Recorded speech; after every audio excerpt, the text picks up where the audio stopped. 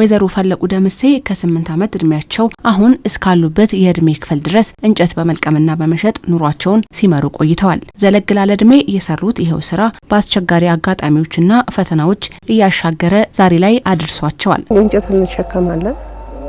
እንጨት ተሸክመን አቃተን። ጉልበቴም ሁሉ አቅቶኛል። የጉልበቴ ወድቄ ወልቆ ማለት ነው። ከዱርዬ ጋራ ተደባድቤ የገባው ቀን አለ። በእንጦጦ አካባቢ ኑሯቸውን ያደረጉት እርሳቸው ምንም እንኳ በአስቸጋሪ ሁኔታ ቢያልፉም ሁኔታው ልጆቻቸውን አስተምረው ለወግ ማዕረግ ከማብቃት አላገዳቸውም። ባለቤቴ ሞተዋል ድንገት በድንገት። ልጆቼንም ጾም አላሳድርም። አሁንም እያስተማርኩ ነው ልጆቼን። አንዷ ተምራ ወደ ነርስ ደርሳለች። አሁን የሷን እጅ ነበር ማየው መጠበቀው የሷን እጅ ነው። አሁን ደግሞ የተሻለ ቀን የመጣ ይመስላል። እንጨት በመልቀምና በመሸከም የጎበጠው ወገባቸውና የዛለ ጉልበታቸው ማረፊያ አግኝቷል። መንግስት እርሳቸውንና ሌሎች ስራ አጥተው ቤታቸው የዋሉ እናቶችን በማደራጀት በንብ ማነብ ስራ እንዲሰማሩ አድርጓል። ተደራጀን። ስልጠና ግቡ ተባለን። ስልጠና ገባን። ስልጠናው ተሰጠን። መጀመሪያ ላባችን እናውጣ። ላባችን ካወጣን እንሰራለን፣ እንለወጣለን።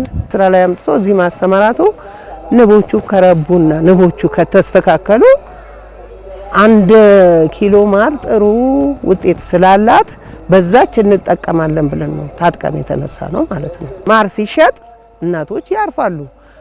አበባ ያድጋል።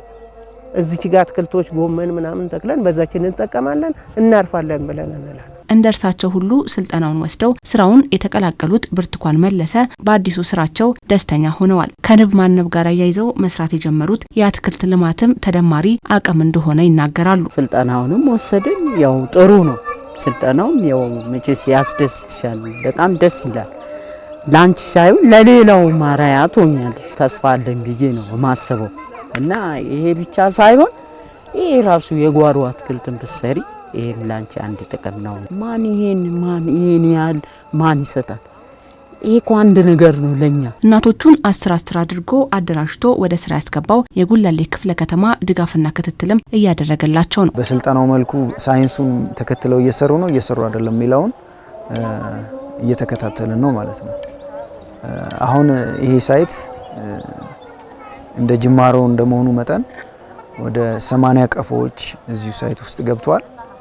ከ80 ቀፎዎች ውስጥ አሁን የተወሰነ 40 ቀፎ ንብ ገብቶበታል። ከነዚህ ደግሞ ቀጣይ የምንጠብቀው ውጤት ይኖራል። እናቶቹ ከፊታቸው ባለው ክረምት ማር ይቆርጣሉ። በዚህም ከአንድ ቀፎ እስከ 40 ኪሎ ግራም የሚያገኙ ይሆናል። 3 ሌየር አለው።